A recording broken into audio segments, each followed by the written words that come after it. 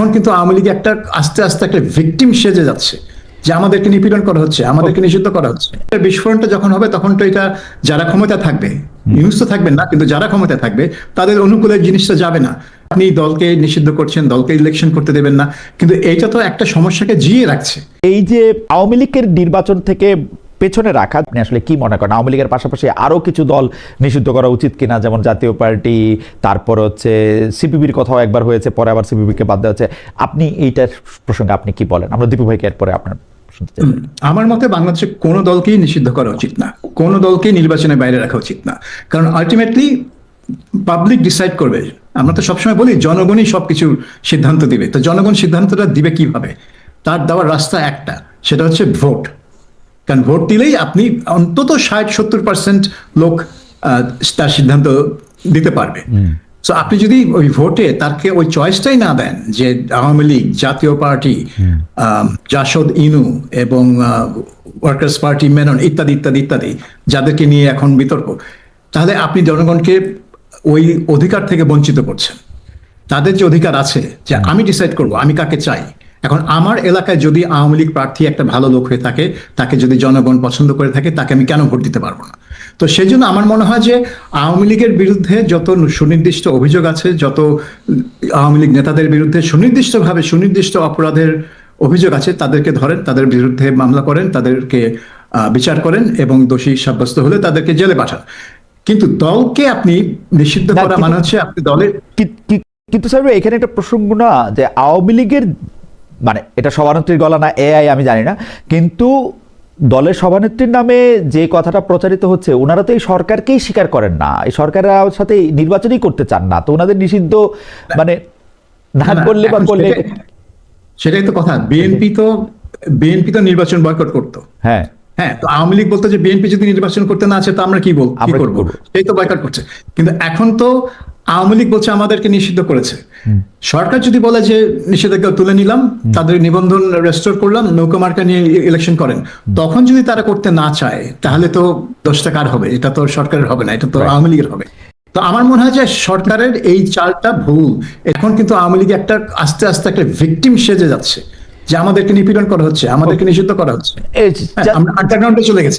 দল হিসেবে তো প্রতিবাদ করেনি। এখন আপনি বলেন যখন র্যাব গঠন করলো খালেদা জিয়া 2004 সালে, এবং র্যাব একের পর এক বিচার বহির্ভূত হত্যাকাণ্ড চালায় গেল, দল হিসেবে কি বিএনপি প্রতিবাদ করেছে? করেনি। কারণ কি? এটা সরকারের সিদ্ধান্ত, বিএনপি সরকারে করেনি। তার জন্য তো বিএনপিকে দল হিসেবে তো বিচার করা যায় না। ওই শেখ খালেদা জিয়ার আমলে যে 104 মনে হয় লোককে মারা হয়েছিল র্যাবের অভিযানে, ক্রস ফায়ার, তো সেগুলোর জন্য তো কারো বিচার হয়নি, তো দলের বিচার হবে কেন? কিন্তু এখন কেন শুধু একটা দলের বিচারের প্রসঙ্গ উঠেছে? আপনি অনেক হত্যাকাণ্ডের তথ্য পেয়েছেন, আপনি জানেন যে কারা এর মধ্যে ইনভলভ ছিল, কারা হয়তো আদেশ দিয়েছিল। আপনি সেই প্রমাণ ধরে অভিযুক্তদের বিরুদ্ধে মামলা করেন, তাদেরকে বিচার করেন। সেটা না করে আপনি দলকে নিষিদ্ধ করছেন, দলকে ইলেকশন করতে দেবেন না, কিন্তু এইটা তো একটা সমস্যাকে জিয়ে রাখছে। এবং এইটার বিস্ফোরণটা যখন হবে তখন তো এটা যারা ক্ষমতা থাকবে, ইউনুস তো থাকবেন না, কিন্তু যারা ক্ষমতা থাকবে তাদের অনুকূলে জিনিসটা যাবে না। সেজন্য আমার মনে হয় দীর্ঘমেয়াদী স্থিতিশীলতার জন্য কোনো দলকে নিষিদ্ধ করা উচিত না। যাই হোক, আমি একটু দীপু ভাই আপনার মন্তব্য একটু শুনতে চাই। আওয়ামী লীগ বা অন্যান্য রাজনৈতিক দলের নিষিদ্ধর প্রশ্নটা যেটা আমরা দর্শকদের করেছিলাম, সেটার ব্যাপারে আপনাদের মন্তব্য। বিষয়টা একটু আরো আমার ধারণা যে পর্যালোচনা করে এটার ব্যাপারে সিদ্ধান্ত নেওয়া দরকার ছিল। গভর্নমেন্ট তো একেবারে মানে খুব ব্রুটালি একটা সিদ্ধান্ত নিয়েছে, এটা আরো রাজনৈতিক স্পর্শকাতর, আরো আলাপ আলোচনার মধ্য দিয়ে এই ব্যাপারে আমার কিন্তু মনে পড়ে ডক্টর মোহাম্মদ ইউনূস আন্তর্জাতিক গণমাধ্যমে সাক্ষাৎকার দিয়ে বলছিলেন যে এই সরকার আসলে কোনো দলকে নিষিদ্ধ করার পথে হাঁটতে চায় না। আমার সামনে লেখাটা নাই, কিন্তু আমার এরকমই মনে পড়তেছে, কোটটা মানে অনুবাদটা অনেকটা ওরকমই ছিল, যে কোনো দলকে নিষিদ্ধ করার দায় বা রেসপন্সিবিলিটি বা কোনো এটা এই সরকার তার সরকার নিতে চায় না, কিন্তু দল নিষিদ্ধ হয়নি। জি, তার সরকার নিতে চায় না। এখানে আমি একটা কথা বলি। এরশাদ সাহেব কিন্তু দণ্ডপ্রাপ্ত হয়েও নির্বাচন করতে পেরেছেন জেলখানায় বসে, এবং তিনি 5টা সিটে জয়লাভ করেছেন। তার দল 35টা সিট জয়লাভ করেছিল 91 ইলেকশনে। গণঅভ্যুত্থানের ফলে মানে কোনো অপরাধে কিন্তু স্বৈরাচারী অপরাধে কিন্তু সাবির ভাই আমার কাছে মনে হয় যে দীপু ভাইয়ের বলাটারে যদি আমি একটু সেকেন্ড করতে চাই এরকম করে যে এরশাদ সাহেবের বিরুদ্ধে পুরো উনার রাজনৈতিক জীবনটারে নিয়ে আসলে প্রশ্ন ছিল। দলের পতন হয়েছে ক্ষমতা থেকে, এখন দলকে যদি আপনি নির্বাচন করতে দেন তাহলে দলের হয়তো যেই নেতারা ছিল 2024 এবং 18 সালে সেই নেতাদের হয়তো কেউই নির্বাচনে দাঁড়াতে পারবে না, কারণ তাদের সবার বিরুদ্ধে মামলা হয়ে আছে। এবং নির্বাচন কমিশন অলরেডি আইন পাল্টে দিয়েছে যে মামলা হলেই সে নির্বাচনে দাঁড়াতে পারবে না, দোষী সাব্যস্ত হতে হবে, দোষী মানে বিচার হতে হবে না। রাইট, এটা জামাতের মতো, জামাত আজও স্বীকার করে না যে তারা 71-এ সরকারের প্রেস অফিস, এই সরকারের প্রেস অফিস এবং আন্তর্জাতিক মিডিয়াকে মোকাবেলা ওই জায়গা থেকে যদি একটু বলেন যে তারা উদাহরণ হয়ে থাকবেন কিনা। এত বেশি স্পিন করে ফেলেছেন মাঝে মাঝে যে তার কথাবার্তার মানে সততা নিয়ে অনেকের মনে প্রশ্ন জন্মেছে, এবং তিনি যখন মতামত দিতেন বা বলতেন যে এটা হবে ওইটা হতে যাচ্ছে, অনেকেই সন্দেহ পোষণ করতেন যে এটা আদৌ হবে কিনা। যেরকম ব্রিটেনে এসে তিনি বলে বসলেন সাংবাদিকদের যে কিয়ার স্টারমারের সাথে এখনো দেখা হচ্ছে না, কারণ কিয়ার স্টারমার কানাডায় আছেন সম্ভবত।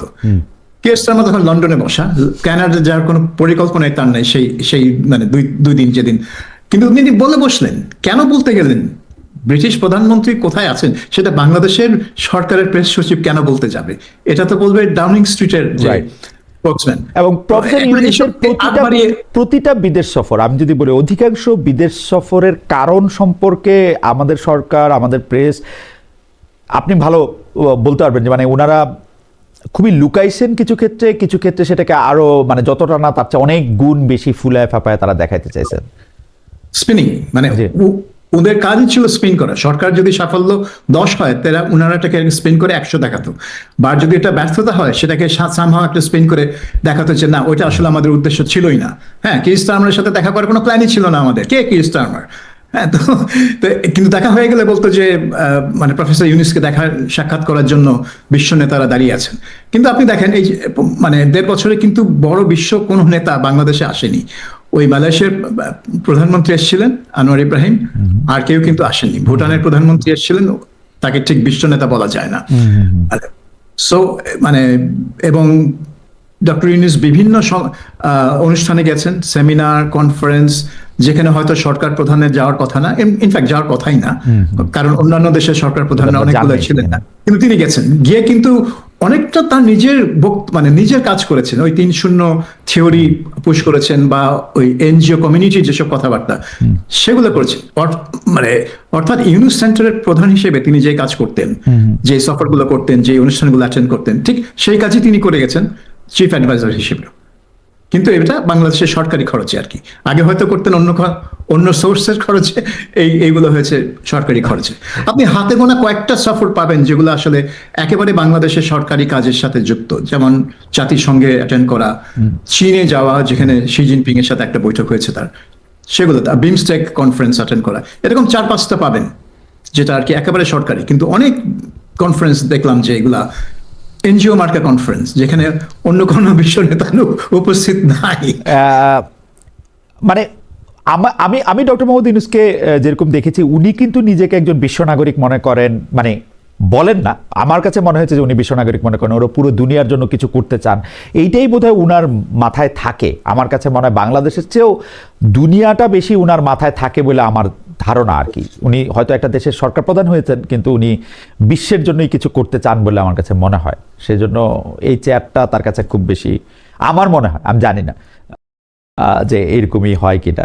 আমি আসছি আপনার কাছে সাবির ভাই, আমি একটু দীপু ভাইয়ের কাছে আসছি। দীপু ভাই, তারেক সাহেবের কথা আবার একটু ফিরে আসি।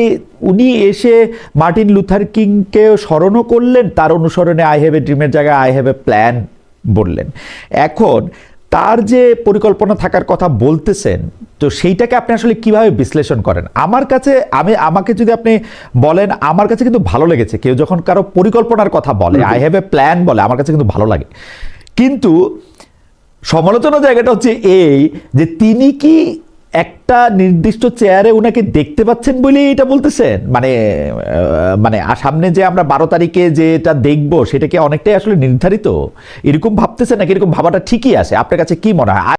মার্টিন লুথার কিংকে কোট করাটা well, ভালো ছিল, কিন্তু যেহেতু তিনি একবার বলে ফেললেন যে তাকে চেনেন নাকি, এটা না করলেও পারতেন, ওটা একটু হালকা করে দিল জিনিসটাকে। এটা তো আমজনতাকে আসলে করছে না, ধরে নেওয়া উচিত ছিল যে সবাই চেনে, মার্টিন লুথার কিং কে চিনবে না কেন? So I have a dream.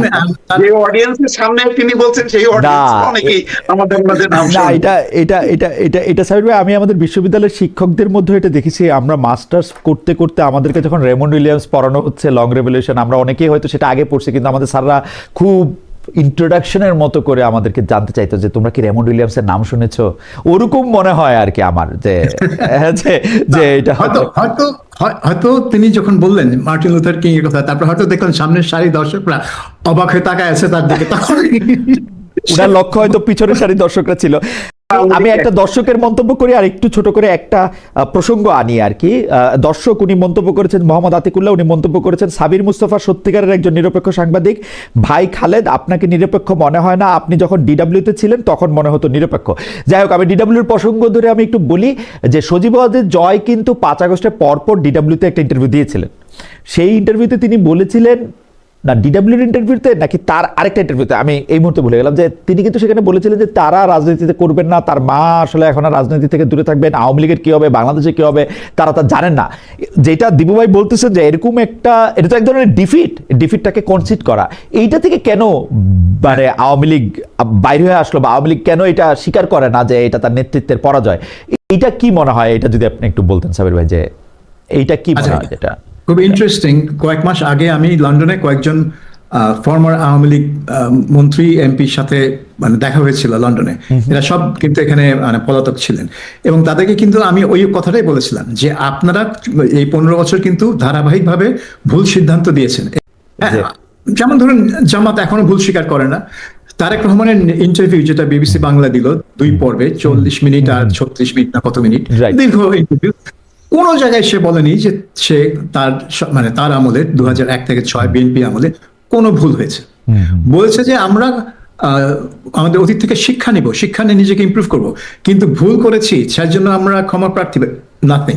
So বাংলাদেশের পলিটিশিয়ানরা মনে করে এটলিস্ট এটা তো বলতে পারতো যে জামাতকে সাথে নিয়ে সরকার করা ভুল হয়েছে, এই ভুল আর করবো না, এইটাও বলে না। হ্যাঁ, এটা ঠিকই। তারা মনে করে এটা দুর্বলতা, ভুল স্বীকার করা হচ্ছে একটা দুর্বলতা প্রকাশ করা। এমনকি তারা কোনো মন্ত্রীকে তারা ইয়ে করে না, মানে স্যাক করে না। যে মন্ত্রী টোটালি ফেইলিউর, এই যে জাহাঙ্গীর সাহেব, biggest failure in Yunus government. না যে খোদাবক্স সাহেবকে করছে, খোদাবক্স হয়ে গেলেন, খরচের খাতা চলে গেল। সো এইটাও তারা করতে চান না। অ্যাবসলিউটলি। দীপু ভাই, আপনি যদি কোনো কিছু বলতেন, মানে এই প্রসঙ্গে আপনি বলতেছিলেন যে মানে কেন আওয়ামী লীগের জি নেতৃত্বের ভুল স্বীকার প্রসঙ্গে বড় ধরনের ব্যর্থতার কারণেই কিন্তু এখন আওয়ামী লীগের জনপ্রিয়তাটা বাড়ছে, এটা সত্য। এবং নির্বাচনে যদি তারা পার্টিসিপেট করে, তাহলে যদি আমি ধরে নিচ্ছি যদি পার্টিসিপেট করতে পারতো, দেখা যেত যে লড়াইটা হয়তো আসলে আওয়ামী লীগ আর বিএনপির মধ্যে, এটাও সত্য, আমি মানি। কিন্তু মানে সেটা তো পাবলিক হয়তো মানে গত 1-1.5 বছরে এই ব্যর্থতার কারণে তাদের মধ্যে একটা ক্ষোভের কারণে মনে করছে দূর আওয়ামী লীগ তো ভালো ছিল, এখন তো আরো খারাপ অবস্থা। আমরা শেষ প্রশ্ন, কিন্তু এই প্রশ্নটা আসলে আপনাদের দুজনের কাছে একটা ক্রিস্টাল বল থাকার প্রয়োজন হবে। আমার মনে হয় যে একটা ক্রিস্টাল বল হয়তো আছে সাবির ভাইয়ের কাছে, এবং দীপু ভাইয়ের কাছেও একটা আছে। 3টা প্রশ্ন।